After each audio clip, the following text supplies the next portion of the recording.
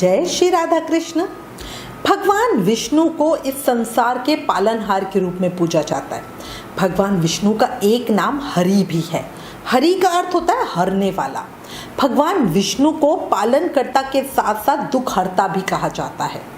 मान्यता है कि श्री हरि की आराधना करने से व्यक्ति के जीवन में सुख, समृद्धि और शांति आती है। माना जाता है कि भगवान विष्णु की पूजा करने से व्यक्ति को माँ लक्ष्मी का आशीर्वाद मिलता है। शास्त्रों के अनुसार भगवान विष्णु की पूजा में चंदन का विशेष महत्व बताया गया है। विष्णु भगवान को कई तरह के चंदन लगाए जाते हैं, जिसमें हरि चंदन उन्हें सबसे ज़्यादा प्रिय है। ऐसी मान्यता है कि अगर गुरुवार के दिन भगवान विष्णु को हरि चंदन का लेप लगाया जाए तो वो बहुत जल्दी प्रसन्न होते हैं।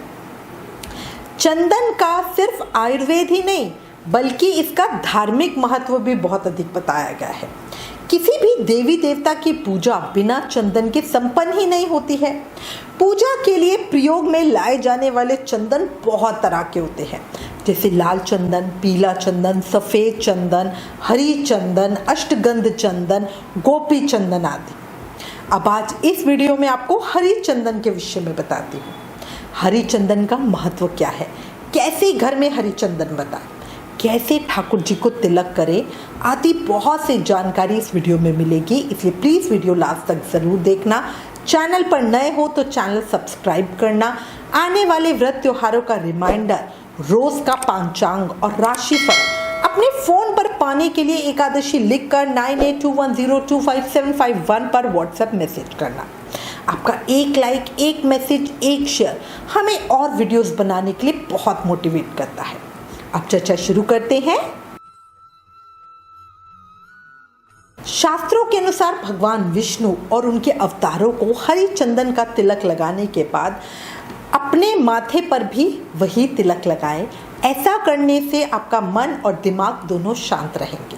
इसके साथ ही व्यक्ति को हर क्षेत्र में सफलता मिलने के साथ साथ मान सम्मान की भी प्राप्ति होगी।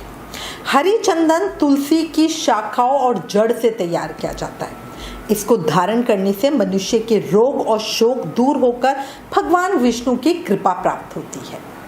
अच्छा, इसी में ये भी कहा जाता है कि अगर कार्तिक के महीने में रोज नियम से भगवान विष्णु को हरि चंदन का तिलक लगाकर खुद के माथे पर तिलक लगाया जाए तो ऐसे व्यक्ति को भगवान जीवन में एक ना एक बार जरूर से दर्शन देते ही देते हैं। स्कंद पुराण में हरि चंदन का महत्व बताते हुए भगवान श्री कृष्ण ने स्वयं कहा है, जो तुलसी काष्ठ का घिसा हुआ चंदन मुझे अर्पण करता है उसके 100 जन्मों के समस्त पातकों को मैं भस्म कर देता हूँ। अब ये तो हो गया हरि चंदन का महत्व। अब चर्चा करते हैं कि ये बनता कैसे है और इसके लिए हमें किस किस सामान की ज़रूरत पड़ती है। तो देखो, इसके लिए हमें सबसे पहले जिस चीज़ की ज़रूरत है वो है खुद से सूख गई ऐसे तुलसा जी का पौधा।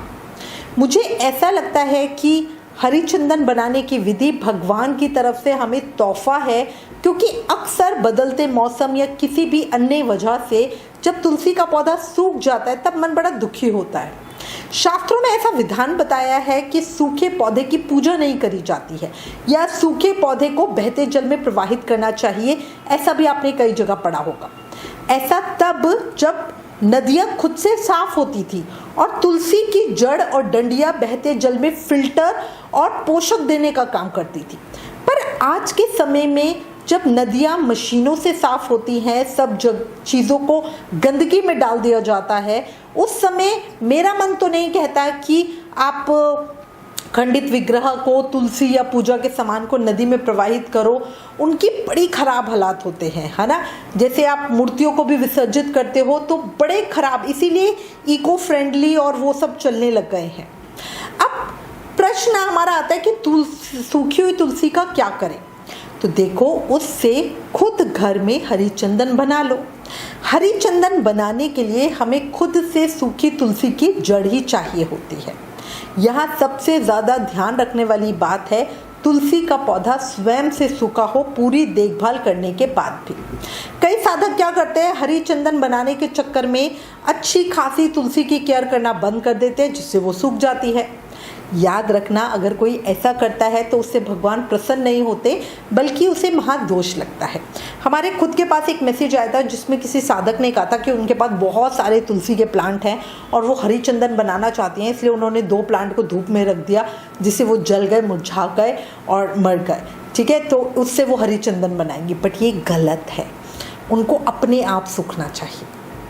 जैसे जब मौसम बदलता है या बहुत ज़्यादा सर्दी पड़ती है, तब ओस की वजह से अक्सर तुलसी सूख जाती है। बार बार बोल रही हूँ, ध्यान रखने के बाद भी जो तुलसी अपने आप सूखती है, सिर्फ वो ही हरी चंदन बनाने के लिए प्रयोग की जाती है।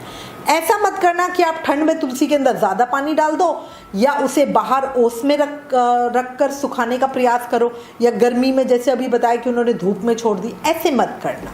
अभी आपके सामने तुलसी का पौधा है जो सूख गया, तो सबसे पहले तो इसकी डंडियाँ अलग कर लीजिए। जो मोटी डंडी है उन्हें अलग रखेंगे और जो पतली डंडियाँ हैं उन्हें अलग रखेंगे।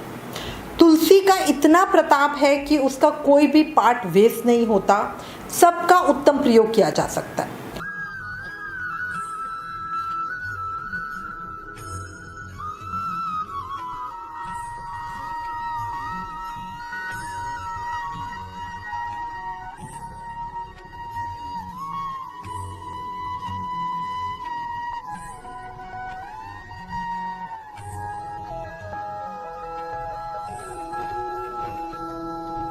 मोटी डंडियों को अलग करके अगर आप चाहें तो तुलसी की माला स्वयं से बना सकते हैं।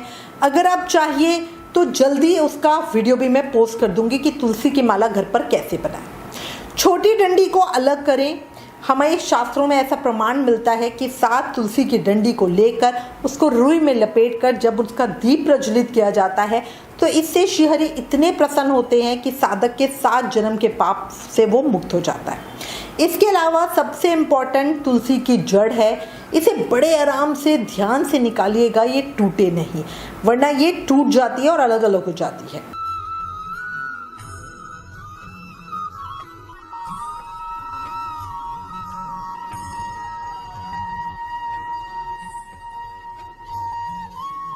ये देखिए, इसको खोद के मैंने पूरा एक निकाल लिया है।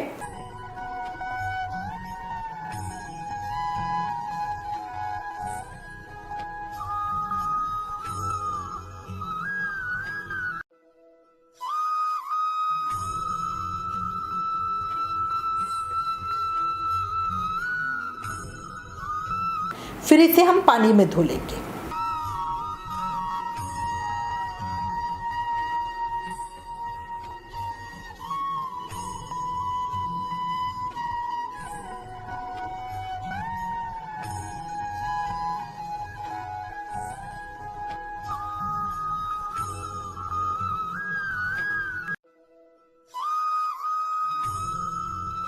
पानी में अच्छे से धोने के बाद इसे सिल पर घिसें।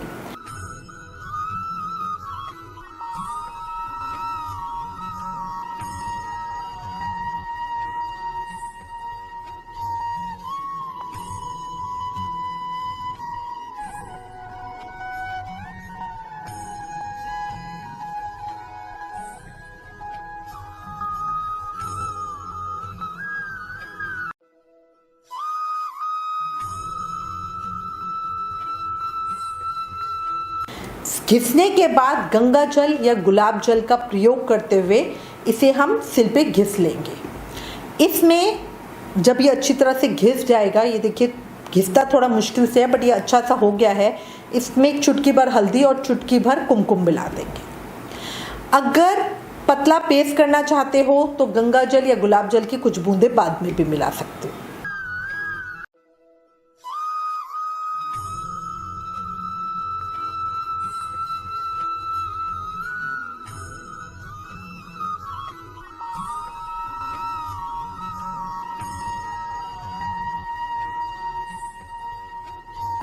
ये हमारा हरी चंदन बनके तैयार हो गया है।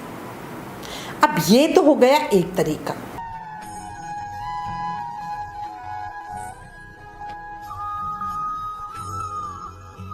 इसके अलावा आप चाहें तो छोटी लकड़ी और जड़ को अच्छे से पीसकर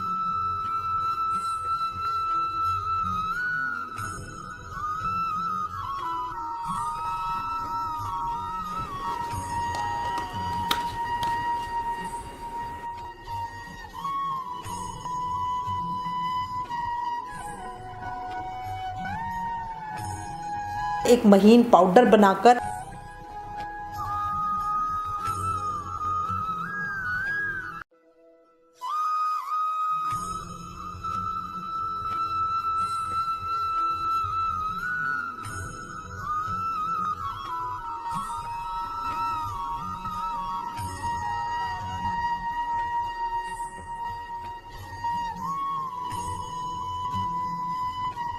डिब्बी में भरकर स्टोर करके भी रख सकते हैं।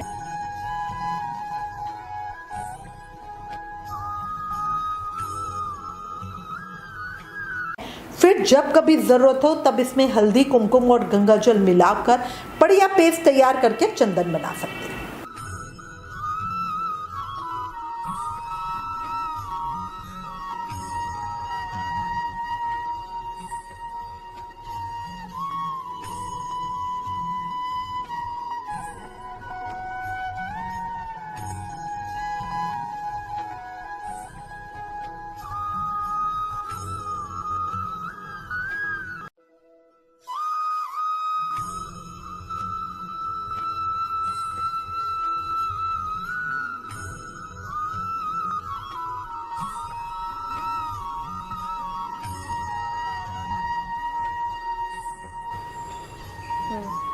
हरी चंदन प्रेम, मन और भाव से रोज हरी चंदन से अपने ठाकुर जी को तिलक करे, वो बहुत प्रसन्न होते हैं और भक्त के मन की इच्छाओं को पूरी करते हैं। इसी के साथ मैं उम्मीद करती हूँ इस वीडियो में दी गई जानकारी आपके लिए उपयोगी होगी। इससे रिलेटेड अगर आपके पास कोई भी कमेंट्स या सजेशन है तो प्लीज़ हमें लिखिए। ज्ञान बांटने से बढ़ता है, इसलिए इस वीडियो को ज़्यादा से ज़्यादा शेयर करें। Please like, share and subscribe. Thank you. जय श्री राधा कृष्ण।